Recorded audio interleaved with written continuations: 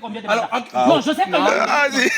Non, Joseph Kabila fait combien de mandats? Pourquoi alors on a refusé? Pourquoi alors? Joseph Kabila fait combien de mandats? Pourquoi on refuse? Joseph Kabila fait 2 mandats en 18 années de règne. 18 années de règne. Comment il a régné avant? Non, non. C'est ça le grand problème. Pourquoi on ne compte pas ces premiers mandats-là de Joseph Kabila? La crainte est qu'il puisse postuler encore. Oui, c'est normal, non? C'est ça la beauté de la démocratie quand on change la constitution. Même Kabila reviendra. Kabila, c'est l'homme le plus populaire actuellement, non? Il reviendra aussi comme Sur base de quoi? Sur base de quoi?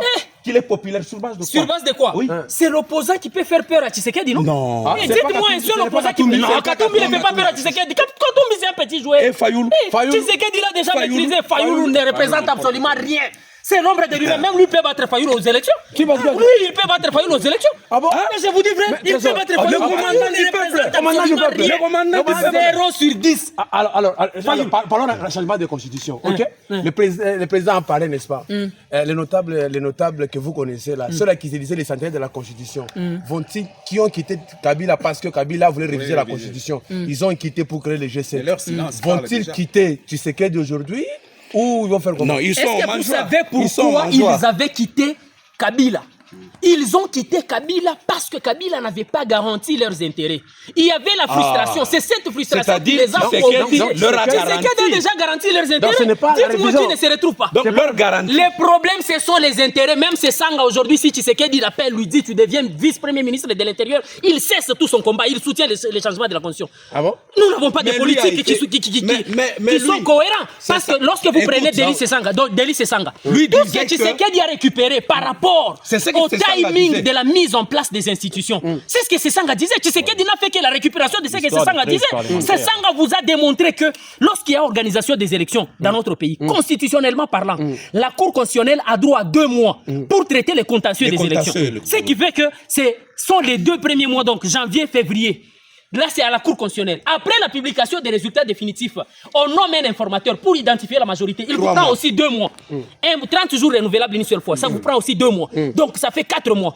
Quand on nomme maintenant le Premier ministre pour former son gouvernement, il prend aussi 1 mois. Ça vous fait déjà 5 mois. Les 1 mois là-bas, n'est-ce pas les arrangements politiques ou c'est la loi? Ce sont les arrangements politiques. C'est notre constitution, c'est là qu'il y a un problème. Notre constitution ne prévoit pas la cohabitation. Notre constitution ne prévoit pas la cohabitation. Au Congo, il n'y aura jamais la cohabitation comme en France. Au Congo, il n'y aura que la coalition. Or, cette coalition-là, ça prend du temps parce qu'il faut un informateur pour identifier.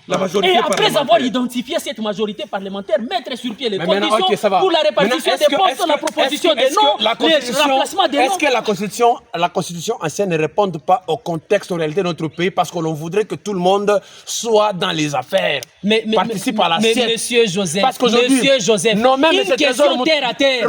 Aujourd'hui, s'il y a coupure de l'énergie électrique à Likasi, qui est-ce qu'on pointe? Vous et moi savons que c'est lui qui a la gestion au quotidien du pays, c'est le Premier ministre.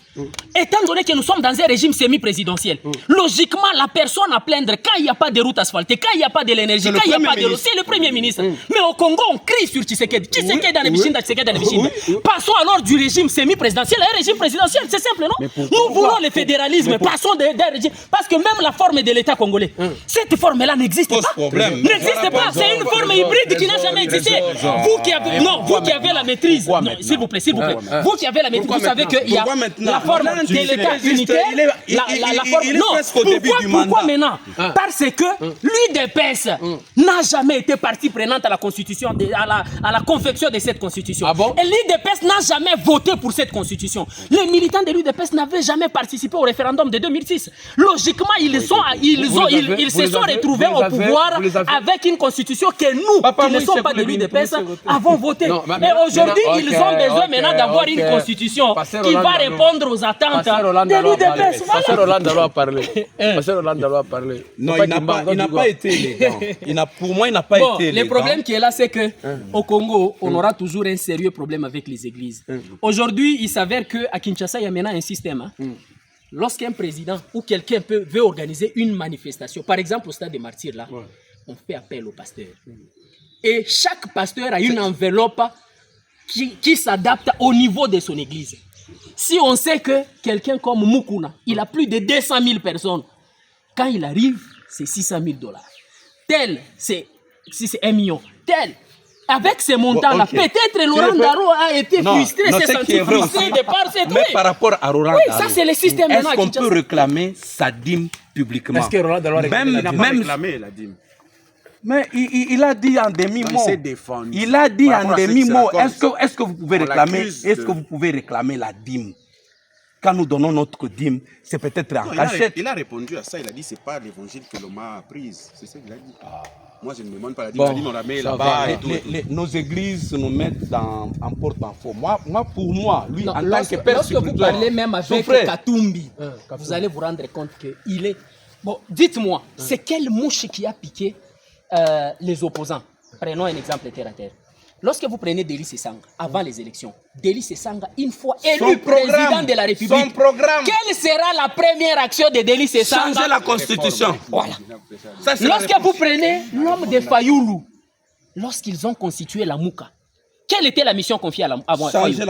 Il passe président de la République, il change donc il révise la Constitution. On passe du système à 2 tours à un seul tour et on permet à tout le monde, les Jean-Pierre Bemba qui avaient des antécédents judiciaires et tout le monde, de participer aux élections 2 années plus tard. Il fallait passer par les changements de la Constitution, non? C'était ça, la logique. Aujourd'hui, les mêmes Fayoulou s'opposent. Les mêmes Sesanga, pas plus tard qu'il y a quelques mois, qui s'opposent. Est-ce que c'est pas la crainte? C'est l'article 220, Soana. Intangibilité. L'intangibilité, c'est nous, population, qui avons rendu cette disposition intangible. C'est à nous que revient le pouvoir de déverrouiller cette disposition-là conformément à l'article 218 de la Constitution qui permet au chef de l'État de convoquer le référendum. Oui, lisez l'article.